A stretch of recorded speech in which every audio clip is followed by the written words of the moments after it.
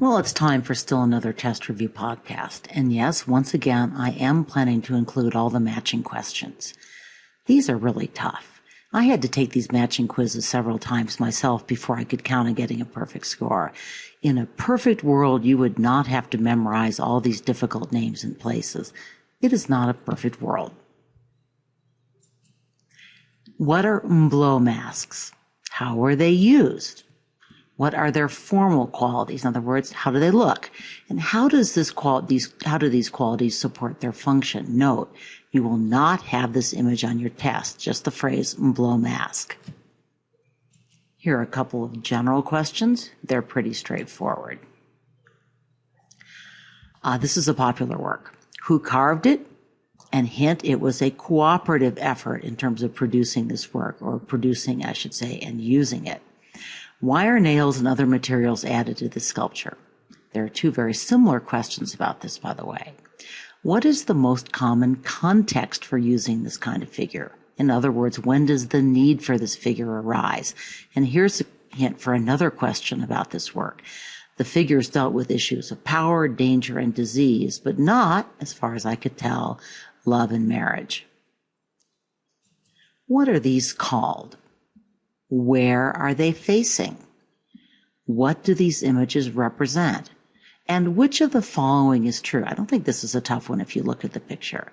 The sculptures were clothed during ceremonies, attacked as enemy spirits, painted in bright colors, organized in groupings. So why was basalt used to construct Nam Madol, aside from the fact that basalt was found on volcanic islands? And I'll give you a hint. It has to do with how this kind of basalt, known as columnar basalt, forms geologically. I actually talked about this in my introductory Pacific art podcast. What is this prehistoric Pacific work? Which of the works from this unit also use animal motifs?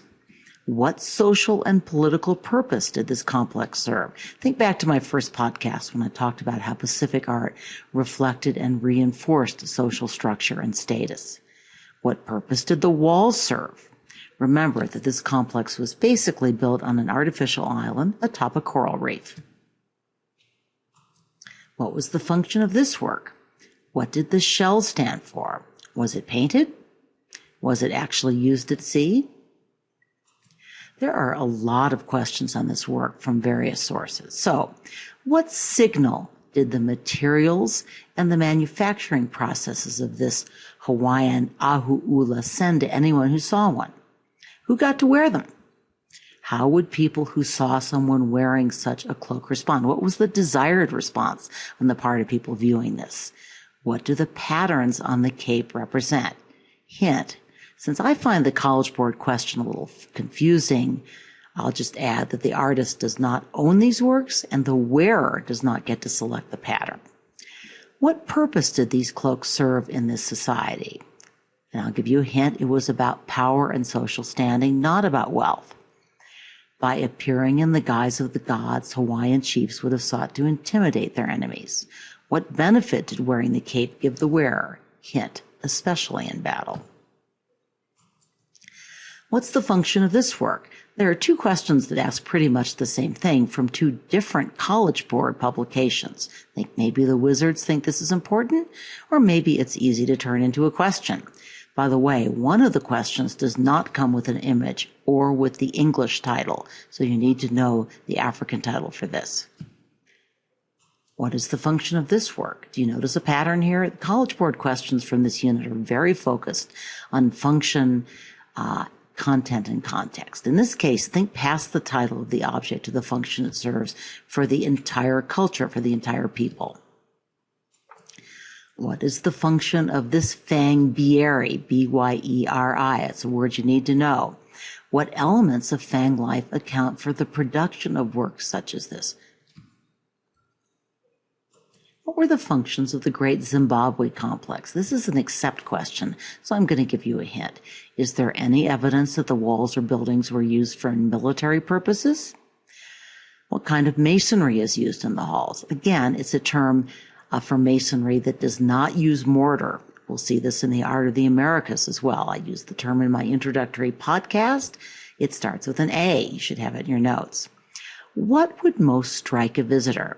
I don't really like the way this question was worded, but the answer reflects what makes this complex so unusual in African construction. And that's a pretty broad hint. Okay, which earlier work that you've studied has a similar content? Specifically, which earlier work shows women in procession bringing a gift of cloth? That's actually, I think, a fun comparison, and I'll bet that's one reason why the College Board chose to include this image. What is tapa, and how is it made? What is this prehistoric Pacific work? Which of the works from this unit also use animal motifs? What is the context of this statue? What is it portraying? What peoples or culture produced this statue? Now, there's an except question that requires you to remember some details about the statue. So how is the king portrayed?